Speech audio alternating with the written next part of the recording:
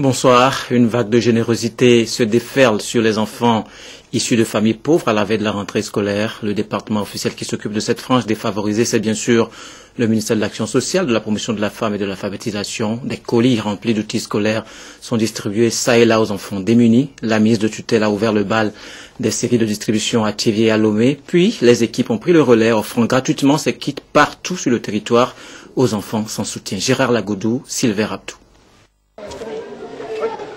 Dans un élan de solidarité, le ministère de l'Action sociale, de la promotion de la femme et de l'alphabétisation procède à la remise symbolique des kits scolaires aux directions préfectorales de l'Action sociale. Des kits destinés aux élèves démunis et handicapés. Ici, au centre communautaire de Glidi, dans la préfecture de Lac, la rentrée s'annonce bien. À quelques semaines de la rentrée scolaire, quand nous voyons certains parents acheter des fournitures scolaires à leurs enfants, nous nous demandons quel est notre sort. Où allons-nous trouver ce dont nous aurons besoin pour cette rentrée? Or, Dieu étant le secours perpétuel des enfants, il a incarné en vous le don de partage et d'assistance que nous bénéficions agréablement ce matin. Des Lacs, en passant par le Vaud, Yoto et Ave, l'ambiance reste la même.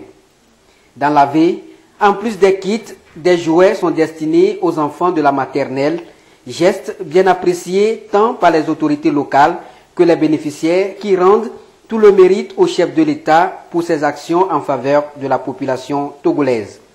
Je suis très contente d'avoir ces kits et je rassure Madame la ministre et le chef de l'État d'en faire bon usage. Après la préfecture de Cloto, même son de cloche appelé à l'auditorium préfectoral. Ici, la tradition annuelle est encore respectée pour soulager les couches vulnérables.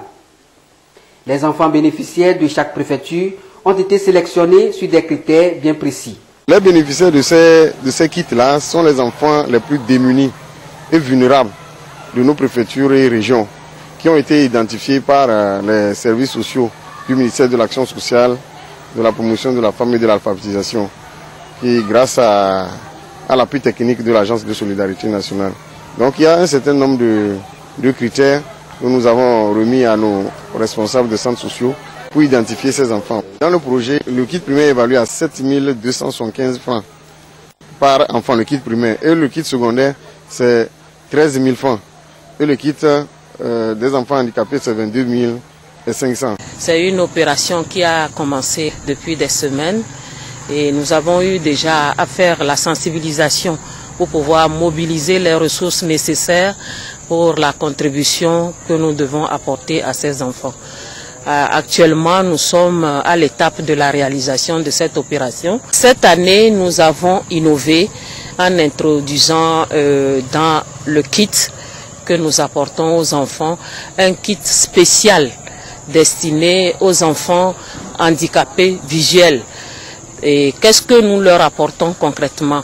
Nous leur apportons des rames de feuilles braille et également des tablettes sous forme de tableau et plus les poinçons pour leur permettre également d'aller à l'école dans de bonnes conditions.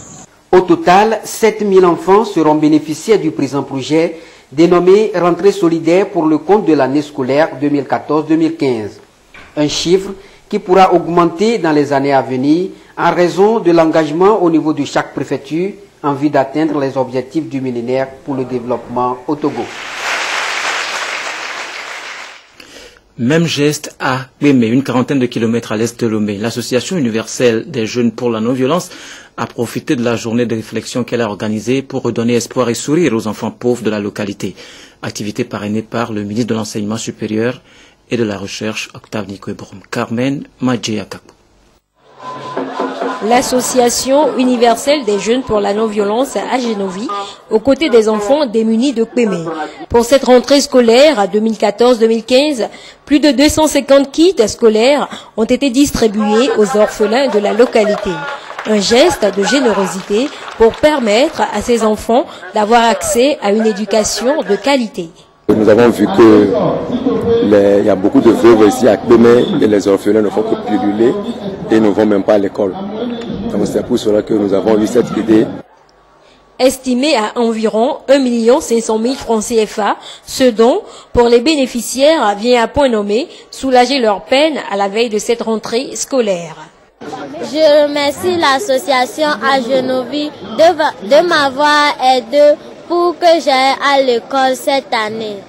Je promets que je réussirai au cours de cette année scolaire.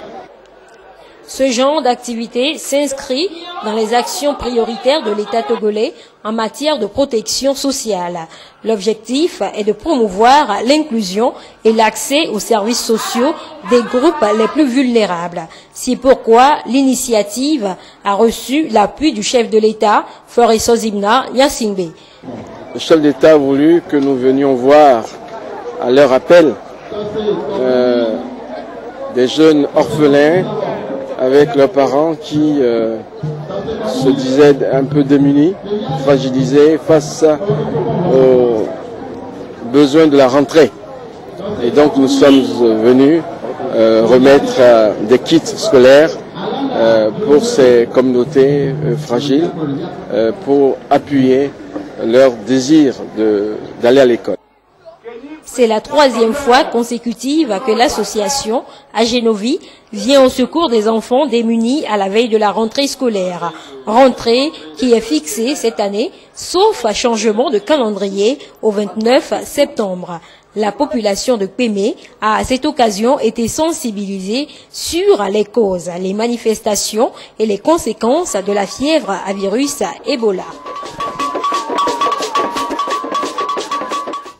Direction Le Vau, 50 km au nord-est de Lomé, les cadres de la préfecture ont fait preuve de citoyenneté et de leadership. En plus des enfants du milieu qui éprouvent d'énormes difficultés à s'offrir le nécessaire pour l'école, les enseignants volontaires ont été gratifiés de cadeaux afin d'être bien galvanisés pour la rentrée. Kit Nouboupo.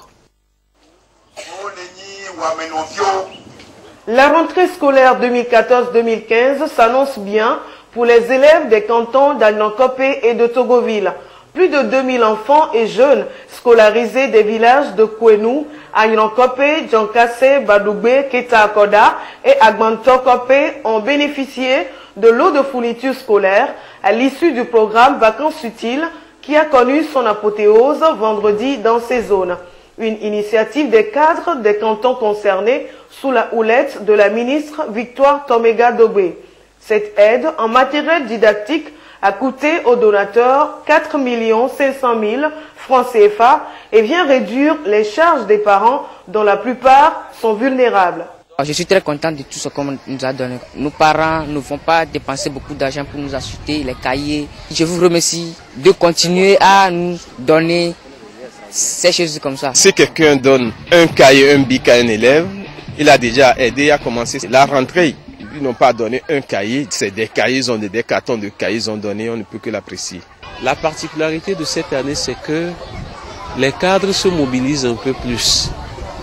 Les années antérieures, nous n'étions pas très nombreux et nous faisons juste un regroupement à un seul endroit de tous les élèves. Vous avez dû constater que nous n'étions pas venus seuls, les cadres se mobilisent, ce qui nous permet de disposer d'un peu plus de moyens et donc de passer dans chaque village pour donner les fournitures. Cette année, l'initiative Vacances utiles a été organisée dans 17 établissements scolaires du primaire, CG et lycée. Plus d'1 million de francs CFA d'allocations ont été payés aux encadreurs que sont les enseignants volontaires, des étudiants et des directeurs d'école. Le programme a débuté en 2009 et se poursuit chaque année pour le bonheur des communautés.